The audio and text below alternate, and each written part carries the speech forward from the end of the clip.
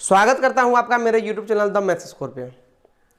दोस्तों, आज हम जिस प्रश्न के बारे में चर्चा करने वाले हैं, इस सेशन में जिस प्रश्न को हम डील करेंगे वो प्रश्न बहुत ही महत्वपूर्ण है और प्रत्येक साल के परीक्षा में पूछे जाते हैं, प्रत्येक साल पूछे ही जाएंगे।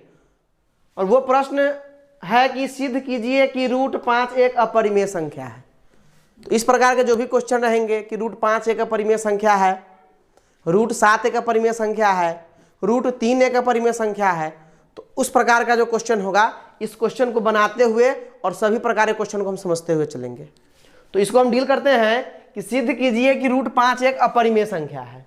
तो जब अपरिमेय संख्या है तो जब हम यहाँ पे मानेंगे तो लिखेंगे यहाँ कि मान लिया कि √5 एक परिमेय संख्या, इसका जस्ट विपरीत लिखते हैं। तो यहाँ शुरू करते हैं, यहाँ हम लिखेंगे कि मान लिया कि √5 एक परिमेय संख्या है। और परिमेय संख्या चूंकि माने हैं तो परिमेय संख्या होता है P/Q, यानी उसका मूल रूप होता है P/Q। और जब P/Q होगा तो √5 को हम बराबर करेंगे P/Q के, जहां पर उसकी कुछ शर्त होती है कि जहां Q यानी कि हर बराबर नहीं होना चाहिए जीरो के, हर जीरो के बराबर नहीं होगा। तो Q बराबर नहीं है जीरो के। फिर है और P तथा Q के बीच इन दोनों का शॉर्ट फॉर्म होता है, सरलतम रूप होता है, सूक्ष्म रूप होता है। इसलिए P तथा Q के बीच कोई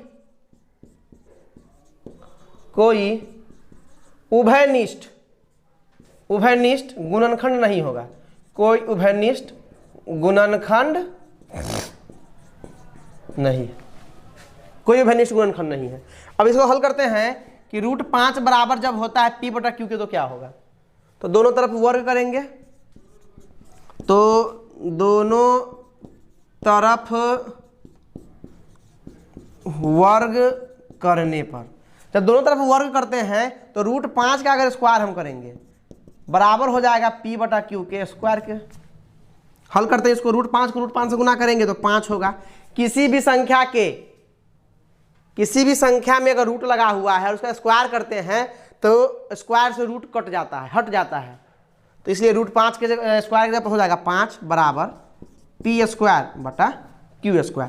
त्रिया गुना जब करेंगे तो P² बराबर हो जाएगा किसके, 5Q² के। P² बराबर हो गया 5Q² के। अब यहां पे हम लिखेंगे, अब यहां पे हमारा होगा कि इसको करेंगे समीकरण 1। अब यदि P² को 5 पूर्णतः विभाजित करता है तो सिर्फ P को, अगर P² को 5 पूर्णतः विभाजित करेगा तो P को भी 5 पूर्णतः विभाजित करेगा। चूंकि P² 5 से पूर्णतः विभाजित है, 5 से पूर्णतः विभाजित है, इसीलिए P 5 से क्या होगा, पूर्णतः विभाजित होगा। 5 से विभाजित होगा, यानी कि P² 5 से विभाजित है, इसलिए P 5 से विभाजित होगा। अब इस सवाल के दूसरे खंड में फिर हम शुरू करेंगे मान लिया कि, फिर एक मानेंगे हम। अब क्या मानना है हमको कि मान लिया कि P बराबर 5m, P बराबर 5m,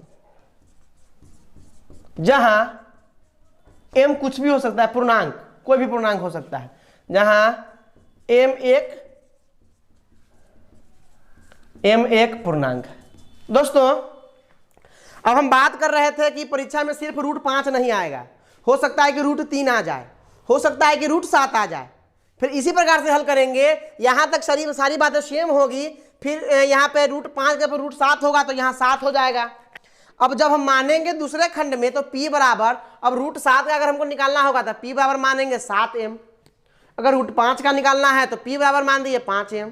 उसी प्रकार से √3 का निकालना होगा तो उसके जगह पर लिखेंगे 3m। यही तरीका है इसका। तो एक प्रश्न से हम 3 प्रश्न हल करेंगे। इस प्रकार से अगर परिमेय संख्या का कोई भी प्रश्न होगा तो हम डील करेंगे उसको कि P 5 से पूर्णतः विभाजित होगा। अब मान लिया कि p बराबर 5m है जहां m एक पूर्णांक है। अब समीकरण 1 से,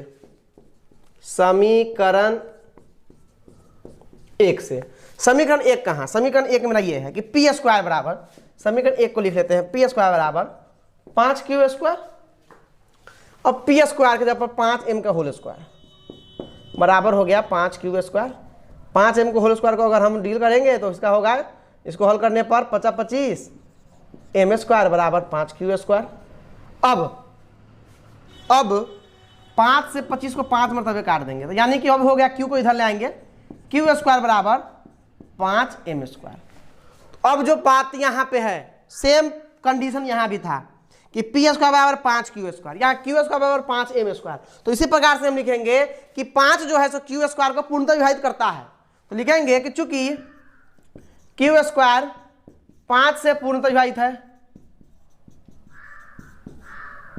5 से विभाजित है, इसीलिए q भी 5 से पूर्णतः विभाजित होगा, 5 से पूर्णतः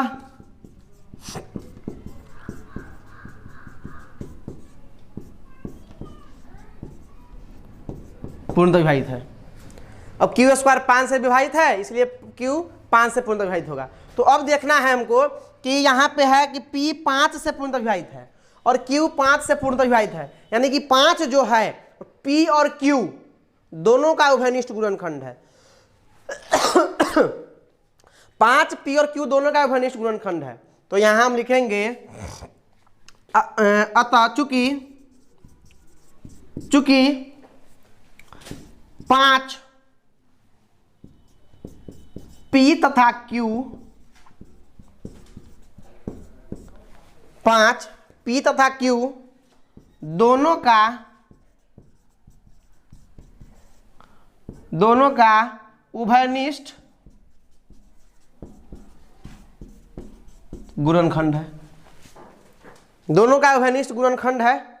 और हम माने थे कि मान लिया कि √5 एक परिमेय संख्या है जहां q बराबर नहीं है 0 के और p तथा q के बीच में कोई उभयनिष्ठ गुणनखंड नहीं है, ये हम माने थे। और यहाँ पे हम जो सीधे जब इसको आगे हल किए तो हमारा यहाँ पर विरोधाभास में आता है कि यहाँ पे p और q के बीच में कोई उभयनिष्ठ गुणनखंड नहीं था, और यहाँ विरोधाभास में है कि हमारा p और q क्या है, 5 उभयनिष्ठ गुणनखंड है दोनों का। अतः हमारा मान्यता यहाँ पर गलत हो गया। अतः हमारी मान्यता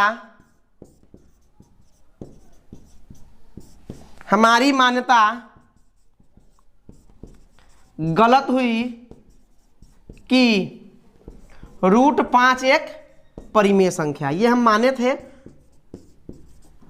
और यहाँ पे हमारा मान्यता गलत हो गया कि √5 एक परिमेय संख्या है, और जब परिमेय संख्या नहीं होगी तो वो कौन सी संख्या होगी, अपरिमेय संख्या होगी। तो इसका लिखेंगे इसीलिए √5 एक